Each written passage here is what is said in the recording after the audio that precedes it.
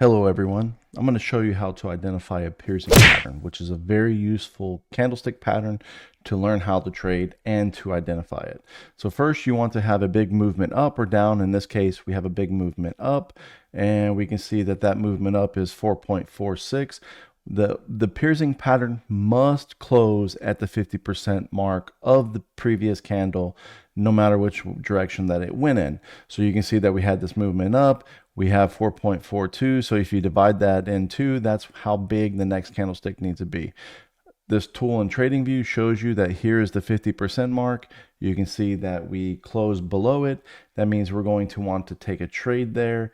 And this is a high probability trade for us. And we are going to target 1 to 1.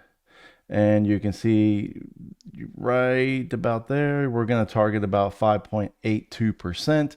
And the reason why we only want to do 1 to 1 is because this is a huge movement.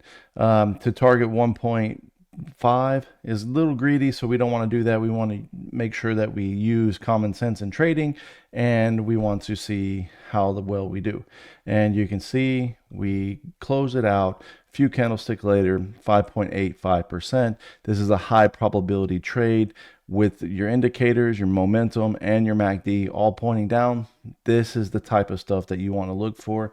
And if you want to learn how to trade this particular pattern and other cryptocurrency patterns and candlestick patterns, go ahead and join our Discord. The link will be in the description box below.